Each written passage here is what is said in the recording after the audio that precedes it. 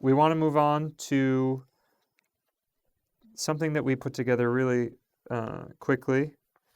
5 things that have changed about the project since we started, and 5 things that have stayed the same. Yes. As is classic for our podcast, I feel like the things that we planned end up taking way more time to discuss than we give ourselves credit for. I didn't think we'd talk about that PCCC for very long. Yeah.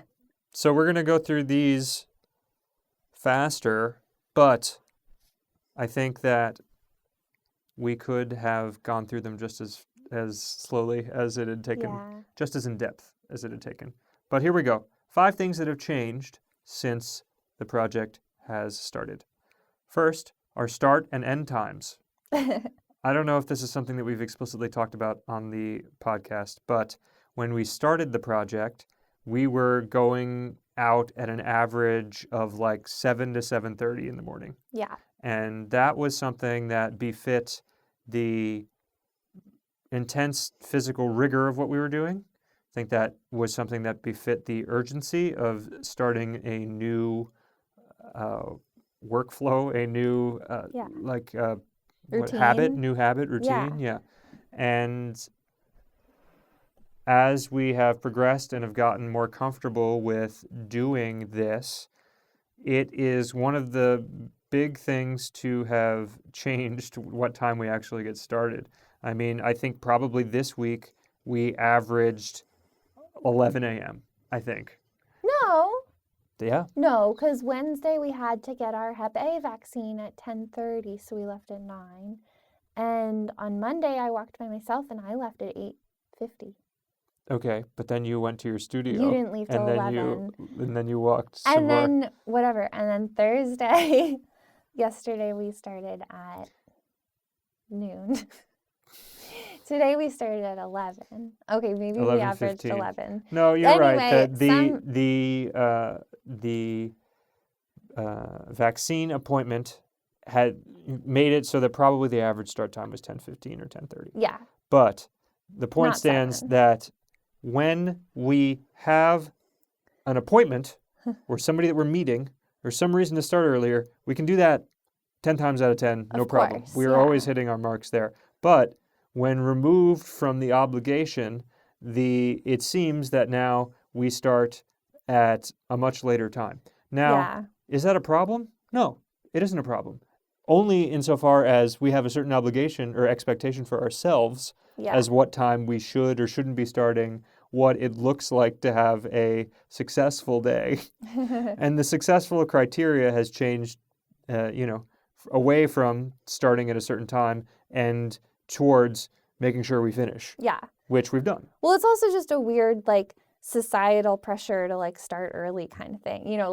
It's a funny thing, when we've done a podcast or met up and walked with some friends or something during the day, and we have started, at 11 or noon, which means that we'll get home at, 9 or 10, and that's just, that's what it means. We realize that when we leave, but when we say that to other people, they're like, oh no, are you sure? And we're like, oh yeah, what? Yeah. I mean, what are you gonna do about it?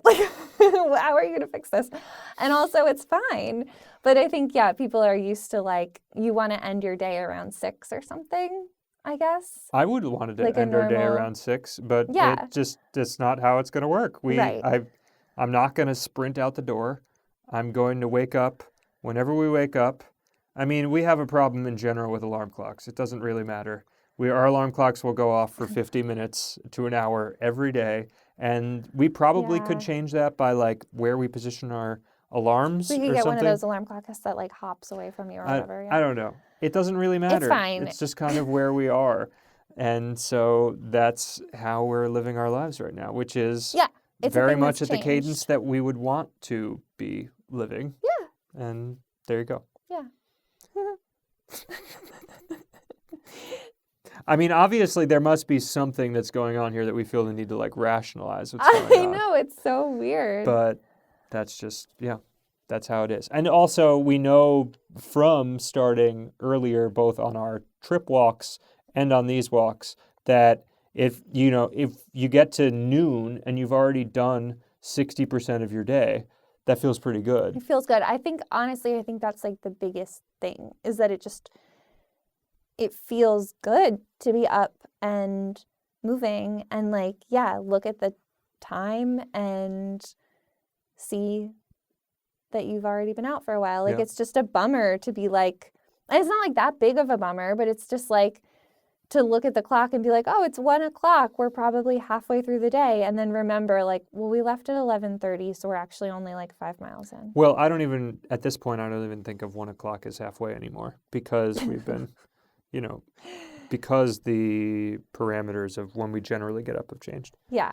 But that's fine. It also Yeah, it's makes it fine. so that when we do get up earlier on the days that we do, and we continue to make good time, then it's like a treat to get home at Yeah. an earlier And hour. it's not like a big deal. All it is, I mean, for me, I still do definitely think of like 1 or 2 as being like, oh, we should be at least halfway by now. Yeah. And I just have to turn that off. It's like, Yeah. it's fine. It takes a second. And then I'm like, all right, time doesn't matter. Yeah. We'll see what happens the last season, Yeah. especially when we go to the Bronx in April. We'll be spending the whole month there. Yeah. How that shift in environment shifts what our time frames look That like. might change things. Also, just like the light. Yeah. The light. The winter is hard. The winter is hard to wake up early. Yeah. Because it's dark. Yeah. And cold. Number Going 2 on changes, photo collections. So these are things that we've started to take photos of as we've been walking. We haven't talked about this at all on the podcast either. I don't think so. But there are a series of things that we have started capturing. A couple of them include license plates. Jesse has There been... are so many vanity plates in New York. It's so fun. Yeah. And like, they don't all make sense. Like, a No. lot of times they don't say anything that I know. Yeah. Or Sometimes one of understand, us will but- get it. Sometimes the other person will get it. Yeah. And then sometimes neither of us get it, but we still take the photo. Maybe one of Yeah. you will get it whenever we decide to present all of that information, Right. which we are holding off on for now. Right. Another thing that we've been taking photos of, I'd say since 3 months in or so, are lost keys. There are a lot of lost keys in New York City, and so we've been documenting all of them. It started when we were under the Verrazano Bridge sometime in whenever our first full month October. of Brooklyn was, which was probably I think it was October. October. Yeah. And I saw this massive set of keys, and I neglected to take a photo of them. And then usually this is how this starts. These collections start because I feel like I missed an opportunity to do it previously, and so now I have to make up for it by capturing all of them. Right. And so that's what we've been doing since then. I don't know how my license plate thing started. I think I just must have seen a really funny one. Yeah. I don't remember what, I mean, I can go back and look at some point, but Yeah. I think I must have just seen a really funny one and thought, oh, I should take a picture of that. And then, like, once I did that, started seeing more. Yeah. And then at some point just started, like, took a couple pictures of the funny ones and then was like, oh, well, there's so many vanity plates. I'm going to take a picture of all the vanity plates. And then at some point was like, there are too many vanity plates. I'm not taking a picture of all of them, but I will take a picture of the ones I want to take a picture of, which Right. is still like 5 a day usually. Yeah. So, And yeah, it's fun. Yeah. And this is all just in general under the umbrella of like media capture. And I would say in general, we have added to our media capture rather than stripped away from it as the project has progressed. Yeah. Although I've noticed that recently I've been taking less daily photos, but I'm not really sure why that Maybe because is. you're repeating places. I guess, maybe. I don't Like know. at the beginning, you were taking pictures of stuff that was like felt new or something. Yeah. I mean, I still Now we're take walking in photos, the but I same feel like neighborhoods. it's less. It might not be less. Mm. It just feels like less. Anyway, number 3, things that have changed are bodies on the walk. This is something that we've covered at sporadic points throughout the project Yeah. when we can, but just the general idea that from the beginning, when it was very difficult to do the walking, till now, when it is, physically akin to having worked for a full day in a job that keeps you on your feet. Yeah. Well, I think like the first time that we ever recorded a podcast after walking, Right. I remember being like, can't believe we're doing this. Like, this is crazy. I feel crazy. Yeah. And now, I mean, we walked today. Yeah. Now we And do it we as a do part it a of like, lot, which the Friday night yeah. recording. Yeah. And we won't do that always, but like, Well, if we're not doing it at this point, it's because we're recording it during the week. Whereas at the beginning of the project, we were recording on a day off and then doing the editing then. But it's, yeah. for better or worse, I don't really know. I'm not venturing to guess at this point, but we have maximized the time efficiency by putting it on a day that we've walked rather than having it take up half of our weekend day. So, Right. And I am tired right now. yeah, I'm Like tired too. I'm not like not tired, but I'm still able to do this. Yeah, for sure. So, yeah, and our bodies, I mean, I think the bodies are one of the more interesting things. I think for most people, they're interested in it. And so we're going to need to think about it a lot at the conclusion of the project as well. Yeah. I'm hopeful that between the notes we've been leaving ourselves on the podcast, the things like this right now, although we're being pretty swift in the description right now. We are. But what I've been writing in the journal as well, and this thing here, will hopefully help us to unpack that. Because there will be some impressions that we will have at the end of the project independent of all of that, but hopefully like this data will be fresher and more informative. Yeah, probably. And yeah, we've talked about the changes in that respect a number of times, but just generally like being able to easily walk a marathon and like not feel crazy about it, not feel like it's an insane task, and then feeling awake and able to do other stuff when we get home, and being able to go over the marathon no problem, and not like needing to really stretch and as much, still thinking that that's a good idea, but like not, if I don't stretch, like I'm not hobbling out of bed the next morning kind of thing anymore. Yeah. So Yeah. Number 4, this is they are related, but the bagel stuff, which we talked about earlier this episode, the idea that it was never a conception to do the bagel reviews, but after I started eating the bagels and then posting about them, people liked it. It is like the most accessible thing about what we're doing, which is ultimately, on the balance, a good thing. It could be also construed as a bad thing insofar as it detracts from what is really what we're most interested about what we're doing. But I think on the balance, it's a good thing because it allows an accessibility point, something that everybody can understand. Not everybody can understand walking a marathon every day, but they can understand what an everything bagel tastes like. Sure. So I think that is something that we've enjoyed and will continue to work on. And it was a surprise that it, became a thing. Yeah. And it's also something that does take up a meaningful amount of bandwidth in terms of, planning and thinking about it 3 days a week. And, I'm willing to do that. It was part of what we were talking about at the start of the project, is making sure to be protective of what takes up bandwidth and what is, even if you have the space to take things on, should you take them on? I think at this point that boat is like very far gone. So I wouldn't stop at this point, and we're going to continue to the end, but it is something that I'll be thinking about at the conclusion of the project as well, on what it means to give space to things versus what it means to have as much possible free as possible. And I think there is a correlation between our bodies being able to adjust to this act and then it feeling like, well, because I'm not feeling this level of fatigue anymore and because I have a mastery of my experience, I am capable of taking on more things. Yeah. And Yeah, I mean, I think ultimately I, at this point, feel like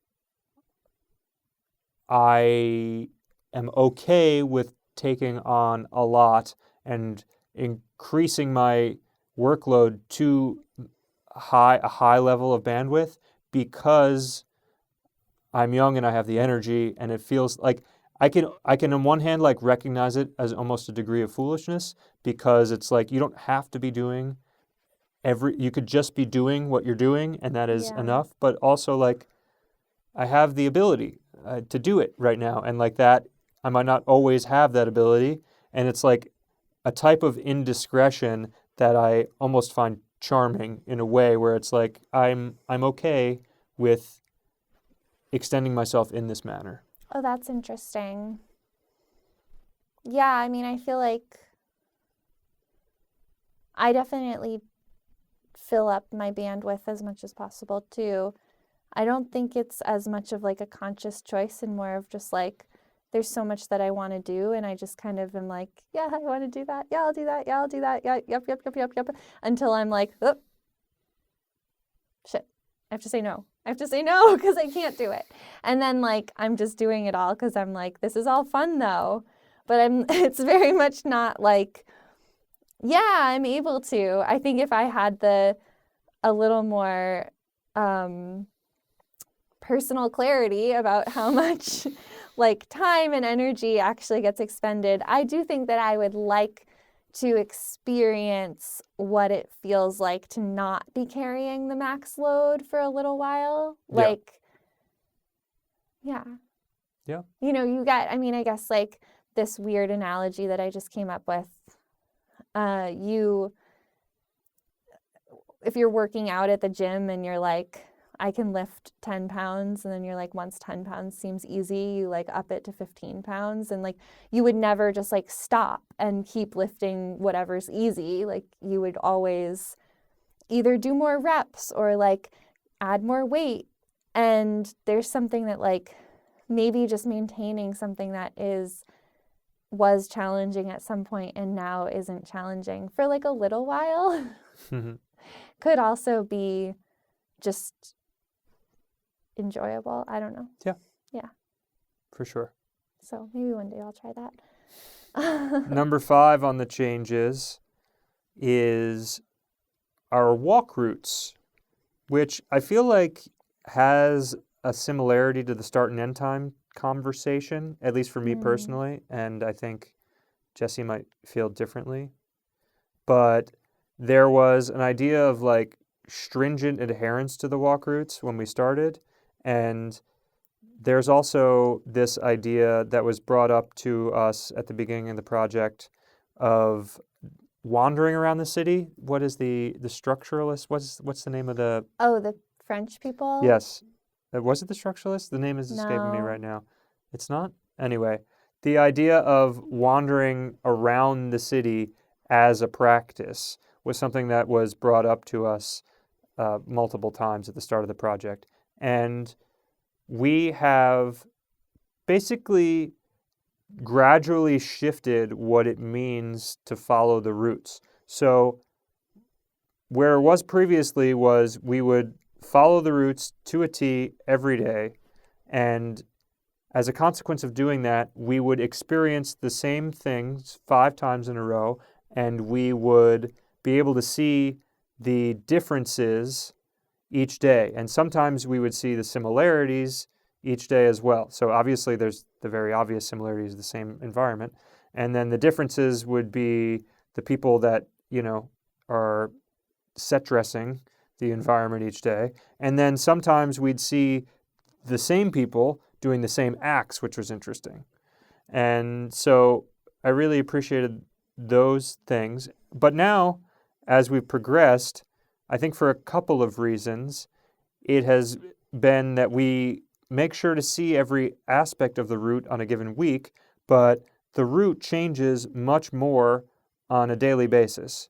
And as a consequence, we see more areas, like for instance, as we talked about at the beginning of the podcast, that terrace view of the Queensboro Bridge, not on the route, but we saw it because we wanted to walk down York Street. Is it York Avenue? It was on. We walked on York, and then we walked It to turned Sutton into Place, Sutton Place, yes. and then we wanted to go to Sutton Square. Yeah.